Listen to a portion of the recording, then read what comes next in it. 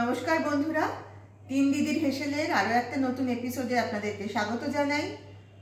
বাইরে কিন্তু অলরেডি একটু একটু ঠান্ডা পড়তে শুরু করেছে, আর এই ঠান্ডার সময় কিন্তু আমাদের বেশ গরম গরম স্যুপ জাতীয় খাবার খেতে খুবই ভালো লাগে। তো আজকে আমি আপনাদের এই শীতকালের জন্য একদম আদর্শ একটা ডিনার রেসিপি শেয়ার করব। আমি তাহলে চলে যাচ্ছি কিচেনে। আমি কি কি উপকরণ এখানে ব্যবহার করছি আর কিভাবে আমি এই রেসিপিটা তৈরি করছি সেটা পুরোটাই আপনাদেরকে দেখাবো। আপনারা কিন্তু প্লিজ পুরো ভিডিওটা দেখবেন, স্কিপ করবেন না, তাহলেই কিন্তু আপনারা পুরো পদ্ধতিটা বুঝতে পারবেন। তাহলে চলুন কিচেনে যাওয়া যাক। আমি গ্যাস জ্বেলে গ্যাসে একটা কড়াই বসিয়ে দিয়েছি। কড়াইতে প্রথমে দিয়ে দিচ্ছি তেল। আমি এখানে এই সিসেম অয়েলটা ব্যবহার করব।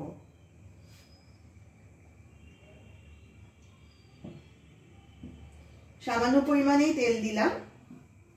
এটা এই বড় চামচের 1 চামচ মতো হবে বড় জোর। আমি আর চামচ মেপে দিইনি, আন্দাজেই দিয়েছি। এই তেলের সঙ্গে আমি দিয়ে দেব একটু মাখন।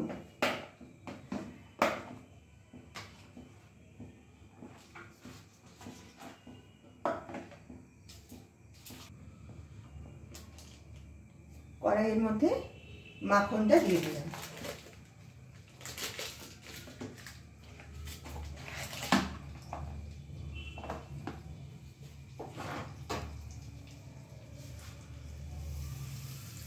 মাখনটা নেড়ে গলিয়ে নিলাম।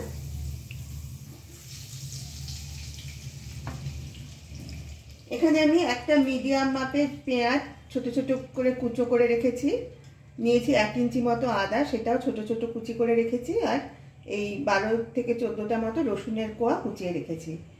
এবার আমি প্রথমে কড়াইয়ের মধ্যে দিয়ে দিচ্ছি পেঁয়াজ কুচিটা।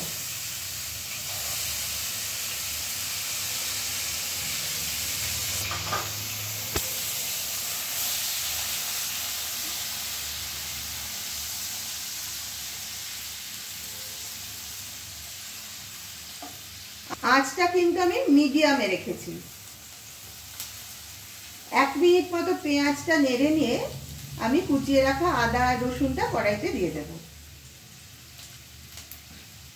পেঁয়াজটা 1 মিনিট মতো ভাজা হয়ে গেছে। এবার আমি আদা রসুন কুচিটা কড়াইতে দিয়ে দিচ্ছি।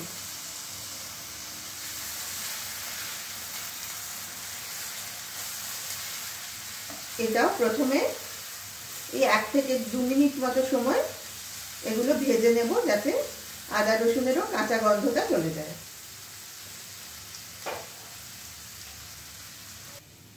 এই আদা রসুনটাও মিনিট 2 মতো ভাজা হয়ে গেছে। এবার এখানে আমি কিছু সবজি ছোট করে কেটে রেখেছি। নিয়েছি অর্ধেকটা মতো গাজর, একদম ছোট করে কিউব করে কেটে নিয়েছি। খানিকটা ফুলকপি এরকম ছোট করে কেটেছি। নিয়েছি বিনস, একটা টমেটো আর কিছুটা কড়াইশুঁটি। এবার আমি কেটে রাখা গাজর, ফুলকপি আর বিনস এগুলো প্রথমে কড়াইতে দিয়ে দেব।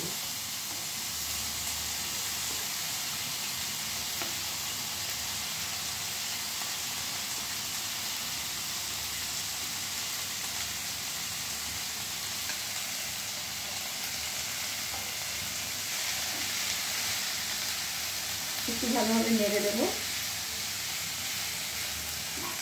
এবার এতে দিয়ে দিচ্ছি ছোট চামচের 1 চামচ মতো নুন।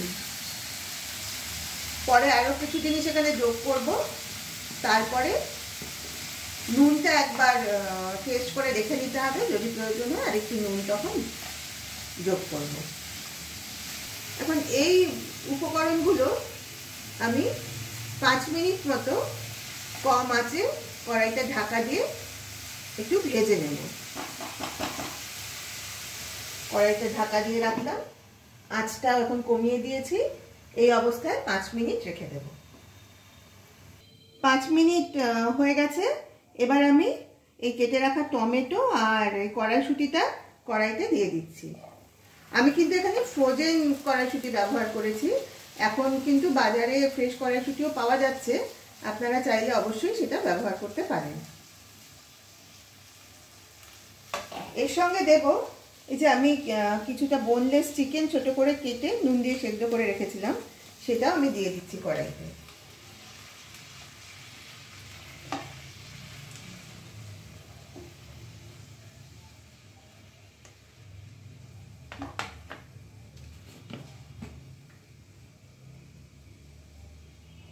দিয়ে দিচ্ছি গোলমরিচের গুঁড়ো, এই ছোট চামচে 1.5 চামচ মতো দিলাম।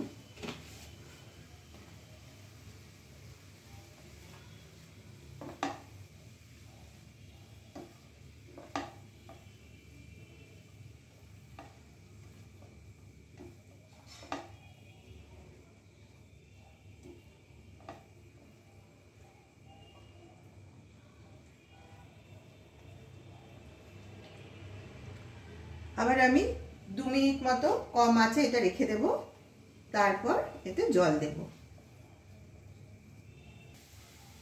2 মিনিট হয়ে গেছে। এবার আমি এখানে বড় কাপের 1 কাপ জল আমি আগে গরম করে রেখেছিলাম, এই গরম জলটা এবার দিয়ে দিলাম যাতে সবজিগুলো ভালোভাবে সেদ্ধ হয়ে যায়।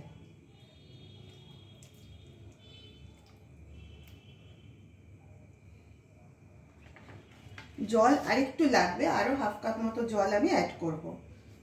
এখন দেব না, জলটা গরম করে নিয়ে দেব। আপাতত আমি কড়াইতে ঢাকা দিয়ে রাখছি, আর একটু জল গরম করে নিয়ে তারপর এখানে দিয়ে দেব। কড়াইয়ের ঢাকাটা তুলে আমি আরো হাফ কাপ জল এখানে অ্যাড করে দিলাম। এবার কড়াইটা আবার ঢেকে দিলাম। 5 থেকে 7 মিনিটে আশা করি আমার সবজিগুলো সব সেদ্ধ হয়ে যাবে। আরো প্রায় 10 মিনিট হয়ে গেছে। এবার আমার কিন্তু সবজিগুলো সব সেদ্ধ হয়ে গেছে। এবার আমি 2 চামচ কর্নফ্লাওয়ার সামান্য জলে গুলে কড়াইতে দিয়ে দিলাম, যাতে গ্রেভিটা একটু ঠিক হয়ে যায়। তাহলে আমার স্যুপটা কিন্তু একদম রেডি হয়ে গেছে। শুধু নামানোর আগে আমি আর সামান্য মাখন দিয়ে দিলাম, আর দিয়ে দেবো আর সামান্য গোলমরিচের গুঁড়ো। নুনটা আমি দেখে নিয়েছি, নুনটা ঠিকই আছে, তাই আর দিলাম না। ব্যাস, আমাদের আজকের রেসিপি কিন্তু একদম রেডি হয়ে গেছে। গ্যাসের ফ্লেমটা এবার অফ করে দিলাম। তাহলে শীতের রাতে এইরকম একটা স্যুপ এক বাটি খেয়ে নিলে কিন্তু তার সঙ্গে ভাত রুটি কোনো কিছুর প্রয়োজন হবে না। এটা যেমন হেলদি সেরকমই কিন্তু টেস্টি। আশা করি আপনারা সকলে পুরো ভিডিওটা দেখেছেন। আপনারা যারা তিন দিদির হেসেল ইউটিউব চ্যানেল থেকে এই ভিডিওটা দেখলেন, তাদের সবাইকে রিকোয়েস্ট করছি আপনারা প্লিজ আমাদের চ্যানেলটাকে সাবস্ক্রাইব করে আমাদের পাশে থাকুন এবং পাশের বেল আইকনটা প্রেস করে দিন, যাতে আমরা যখনই কোনো নতুন ভিডিও আপলোড করব তার নোটিফিকেশন আপনারা পেয়ে যাবেন। আর যারা আমাদের তিন দিদির হেসেল ফেসবুক পেজ থেকে ভিডিওটা দেখলেন, তাদেরকে অনুরোধ করছি আপনারা প্লিজ পেজটা ফলো করুন এবং অবশ্যই লাইক, কমেন্ট আর শেয়ার করে আমাদের পাশে থাকুন, যাতে আমরা আরও নতুন নতুন ভিডিও আপনাদের জন্য তৈরি করতে উৎসাহিত বোধ করি। আজ তাহলে এই পর্যন্তই। সবাই ভালো থাকবেন। আবার খুব শিগগির দেখা হবে একটা নতুন ভিডিও নিয়ে। নমস্কার।